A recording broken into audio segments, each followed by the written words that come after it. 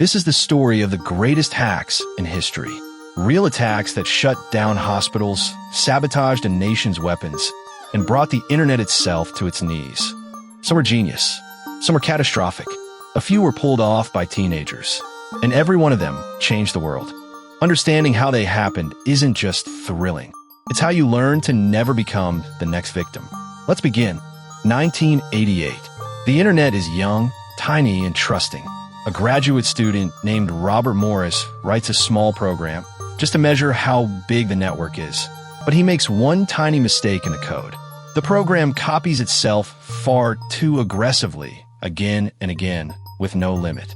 Within hours, it spreads to thousands of computers, infecting each one over and over until they grind to a complete halt. Around 10% of the entire internet crashes.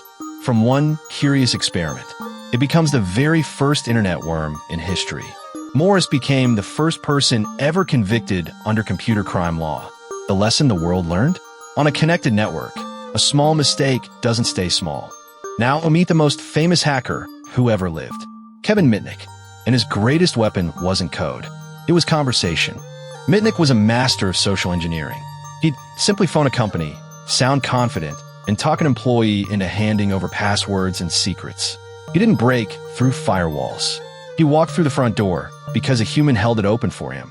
No security tool can stop a trusted voice. He became the most wanted hacker in the world, hunted by the FBI for years. After prison, he flipped and became a famous security consultant. His legacy is the lesson every company now drills. The strongest lock in the world is useless if someone can be talked into opening it. The year 2000. Millions of people open an email with a simple, irresistible subject line.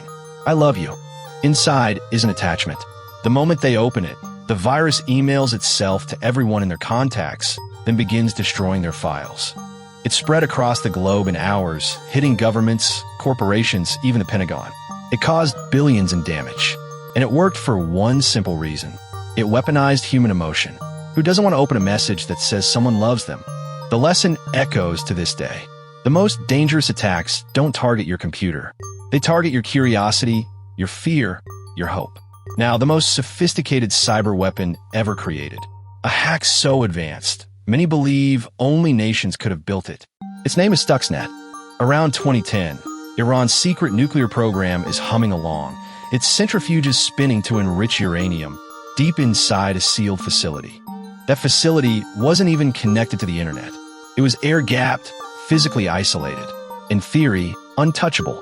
But Stuxnet got in anyway, most likely carried on a simple USB stick.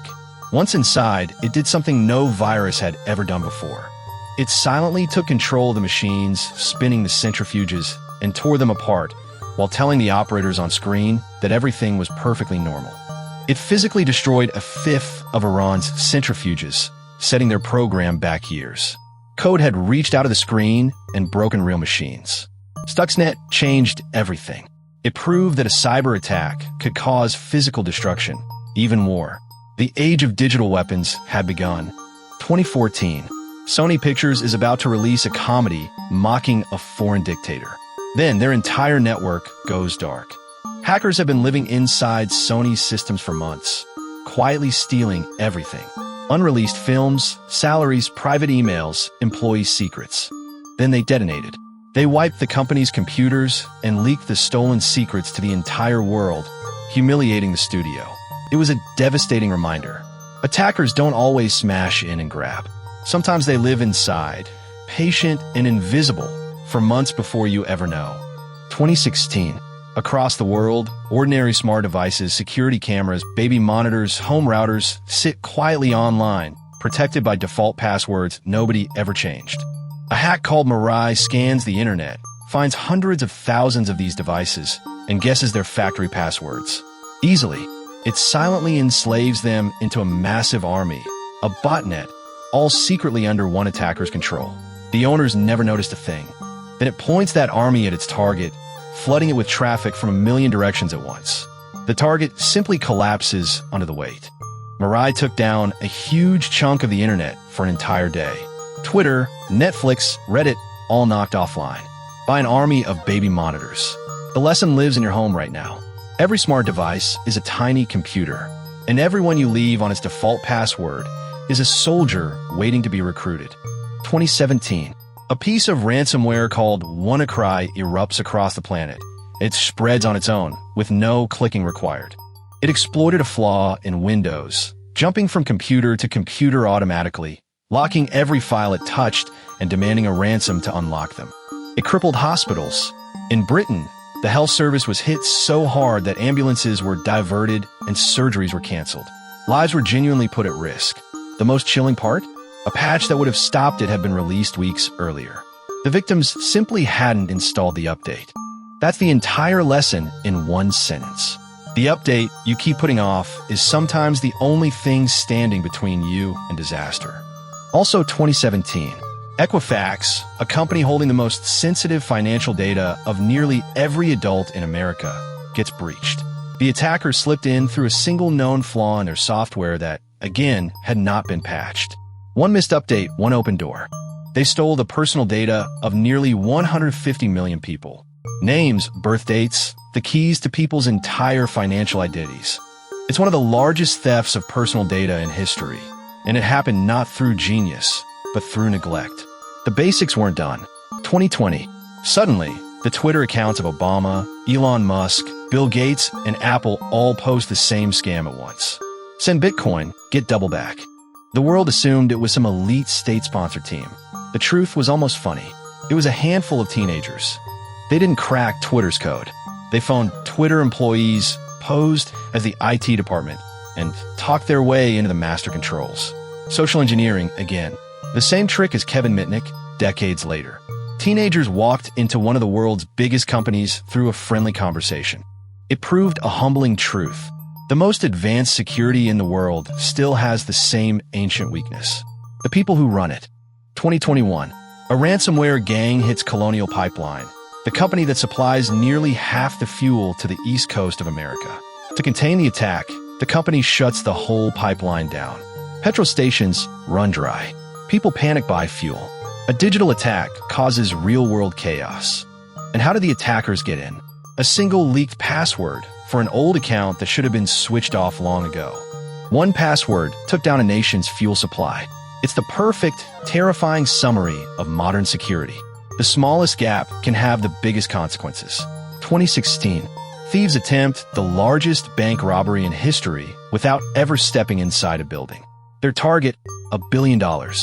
They breach Bangladesh's central bank and gain access to the global system banks use to move money.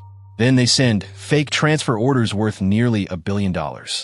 Most were caught, but before they were, $81 million vanished, laundered through casinos and gone forever. No guns, no mosques, just code. And the only reason they didn't get the full billion? A single spelling mistake in one of their fake transfers raised a flag. A typo saved $900 million. 2013. Retail giant Target is breached during the busiest shopping season of the year, and the way-in was almost unbelievable. The attackers didn't break into Target directly. They first hacked a small company that serviced Target's air conditioning, the fridge contractor. From that tiny supplier, they slipped into Target's network and stole the card details of 40 million shoppers. A side door no one was watching.